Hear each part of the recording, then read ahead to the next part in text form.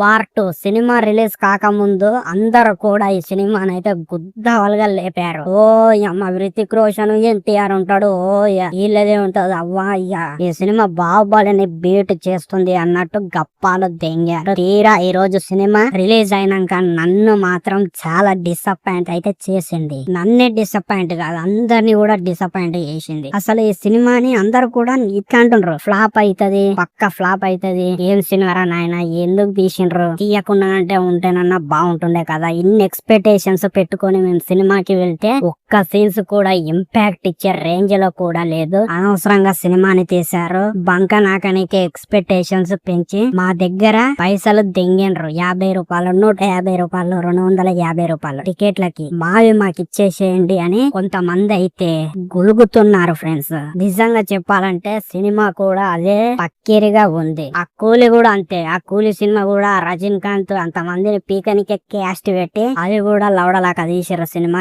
ఈ సినిమా కూడా అదే విధంగా ఉంది. ముఖ్యంగా ఈ సినిమా నాకెందుకు నచ్చలేదు అంటే ఆ కియారా అద్వాని అలాగే ఎన్టీఆర్ హృతిక్ రోషన్ ని ఓ పెద్ద ఏదో చేస్తారు వీళ్ళు అన్నట్టు చూపించారు. కానీ సినిమా చూస్తే అంత లేదు. ఏదో ఇష్టం ఉండి ఇష్టం లేనట్టు తీసి పారదెంగారు. ఏదో 2-3 చోట్ల ఎలివేషన్లు పెట్టారు అంతే. ఇంకా కథం సమాప్తం. విజయ్ సినిమా చూసి గూస్ బంప్స్ తెచ్చుకోండి, పంకల గూస్ బంప్స్ అన్నట్టు సినిమాని మన ముఖానికి దెంగారు. అండ్ ఇంకా ఈ సినిమాలో ఒక సాంగ్ వస్తుంది, లవ్ సాంగ్. హృతిక్ రోషన్ కియారా అద్వాని ఆ హీరోయిన్ ని ఏంటికి ఎట్టిండ్రో కూడా నాకు అస్సలు అర్థమైతలేదు. ఏదో బలవంతంగా ఇరికిచ్చి కుక్కినట్టే అనిపిస్తుంది. ఎందుకంటే స్పై యూనివర్స్ అంటే ఈ సినిమాల్లో మాక్సిమం అన్ని పఠాన్లనైనా, వార్ 1లనైనా, టైగర్ 3లనైనా హీరోయిన్ ని ఏంటికి పెడతారో కూడా అర్థం కాదు. ఎందుకంటే చీకనీకే, ఆ బికిని సీల్డ్ ఏనికే, చెడ్డీలు వేసుకొని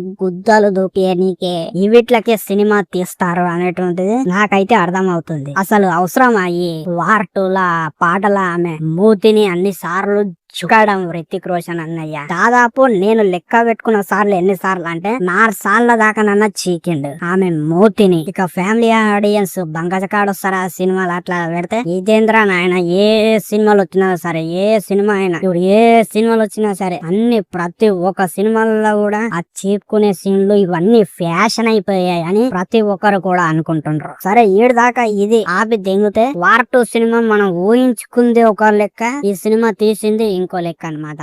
మనం ఊహించుకుంది ఏ లెక్కనంటే వార్ 2లో ఎన్టీఆర్ విలన్ అని చెప్పారు. కానీ విలన్ లాగా లేడు. సారీ విలన్ అన్నట్టు చూపించిండ్రు ట్రైలర్ లో, టీజర్ లో. కానీ సినిమాలో మాత్రం ఇద్దరు పార్ట్నర్స్ అంట. అసలు ఏంది ఇది అసలు? అండ్ ఇక విఎఫ్ఎక్స్ దళిద్రం. ఓర నాయన, ఎన్టీఆర్ ఎంట్రీ అప్పుడైతే దద్దురా నాయన, ఈ అమ్మ ఏంద్రా నాయన ఈ గత్తరా అన్నట్టు అనిపించింది. అవసరం ఆ బట్టలు ఇప్పి ఇట బాడీ చూపించుడు? అది బాడీ చూపించేటప్పుడు ఎట్లా కనబడుతుందంటే అది బాడీకి మన ఎన్టీఆర్ అన్నయ్య ముఖం అక్కబెట్టినట్టే అనిపిస్తుంది తప్ప రియల్ గా అయితే అస్సలు అనిపించడం లేదు అట్లయితే. అండ్ ఇక హృతిక్ రోషన్ అసలు డబ్బింగ్ అయితే అసలు డబ్బింగ్ అంటారా?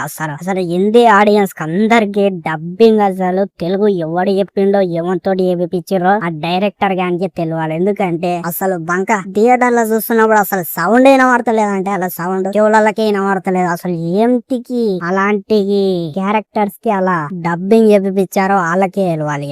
నాకైతే చిర్రాకు దెంగింది ఆ డబ్బింగ్ అయితే. ఎన్టీఆర్ ది తప్ప ఇవ్వంది డబ్బింగ్ అస్సలు బాలేదు. ముఖ్యంగా హృతిక్ రోషన్ కి అయితే అస్సలుగా సెట్ కాలేదు. రియల్ వాయిస్ అన్న పెట్టిపిస్తేనన్నా అంతో ఇంతోనన్నా బాగుంటుండే. కానీ ఇవ్వందో అని అమ్మ అవి వాయిస్ ల బేస్ లేదు, ఒక మంచి విధానం లేదు. ఏదో ఎవడో తక్కువ ఆర్టిస్ట్ గా పట్టుకొచ్చి డబ్బింగ్ తక్కువ పైసలకి పెట్టిపించినట్టుంది కానీ వాయిస్ ల బేస్ లేదు. అసలు క్యారెక్టర్ కి సెట్టే కాలేదు. అసలు మనిషి చూస్తేనేమో స్టైల్ గా ఉన్నాడు హృతిక్ రోషన్, ఆయన ఆ వాయిస్ ఏమో ఏదో డల్ ఉన్నట్టు అయితే ఉంది. ఆ వాయిస్ అయితే నాకైతే అస్సలు నచ్చలేదు. అండ్ ఇక అర్థం లేని స్టోరీ అన్నమాట. అసలు స్టోరీ ఎక్కడ దెంగేస్తుందో అర్థం కాదు. కొంచెం సేపు ఏమో యాక్షన్ చూపిస్తారు, కొంచెం సేపు ఏమో లవ్ చూపిస్తారు, కొంచెం సేపు కార్ చేజింగ్ చూపిస్తారు. ఒక విధానం అనేటువంటిది ఉండాలి. ఇట్లా వెళ్తుంది సినిమా అన్నట్టు క్లియర్ గా చూపించాలి. కానీ అట్లా చూపించకుండా ఏదో తీసి పారదెంగారు. అందుకే చాలా మంది అయితే ఈ సినిమాని అయితే ఫ్లాప్ అని అంటున్నారు. మరి మీరు కూడా ఈ సినిమా చూసారా? మీకు ఎలా అనిపించింది? మీ ఒపీనియన్ ని కింద కామెంట్ సెక్షన్ లో పారదేయండి. నాకైతే అస్సలు నచ్చలేదు.